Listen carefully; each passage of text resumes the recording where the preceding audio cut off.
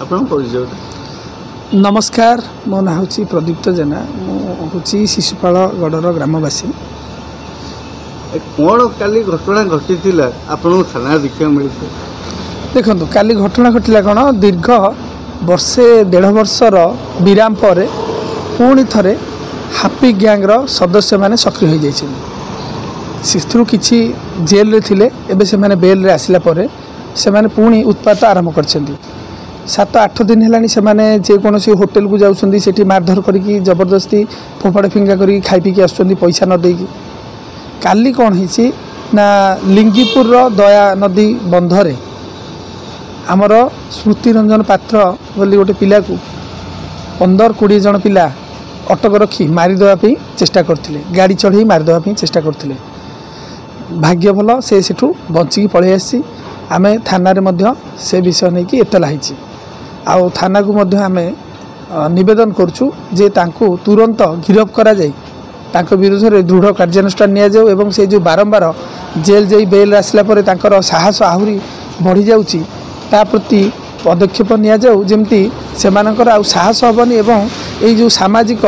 शांति श्रृंखला नष्ट करने कहीं साहस करेंगे ना आउ गोटे कथा मु नवेदन करी राज्य सरकार को देखु जेकोसी घटना घटुची लिंगीपुर दया नदी बंध यहाँ पलटि क्रिमिनाल मानकर गोचर जमी से समस्ते पेठस्थल कर मर्डर होची चोरी डकायत होची सबू से बंधर जो अंधारिया रास्ता से होची तेणु सेठी आलोकरण करा जाऊ एवं पेट्रोलिंग व्यवस्था जोरदार करा जाऊ सेठी निशा कारोबार बहुत जोर होची ए सबुर खबर आम पाखे अच्छी तेणु मु नवेदन करी प्रशासन को त्वरित पदक्षेप नियंतु तुरंत से गिरफ करने सहित ये जो असामाजिक व्यक्तिंकर उपद्रव बढ़ी चलती नियंत्रण को आणतु धन्यवाद। अच्छा ये जो गंडगोलटी है को समय देखो दिन 2 पर गंडगोल होती यार वीडियो फुटेज अच्छी दिन 4टा समय गंडगोल होती जिते बेले कि स्मृति रंजन पात्र तांकर पुतुरा को नहीं ट्यूशन छाड़िया जाऊे तापर एमाने अचानक ताको आक्रमण कर आक्रमण पछर मुख्य अपराधी होची उत्तम महापात्र जी कि हापी गैंग्र गोटे सक्रिय सदस्य से मध्य जेल रे थिला एबे बेल राशि की सब कारनामा घटे यार नाना केस थाना बहुत केस अच्छी ता ना 110 लागू होती ता ना किंतु से अपराध करने को पछौ नहीं तार भय नहीं पुलिस रो भय नहीं पुलिस पटु कोड भूल रहउची कि सेठी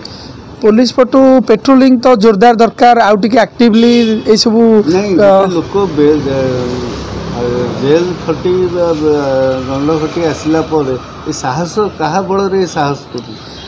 निश्चित एथिरे किछि तो लाकुना रहउची जहाँ फल से माने सजग होना ठीक बाट को आसुना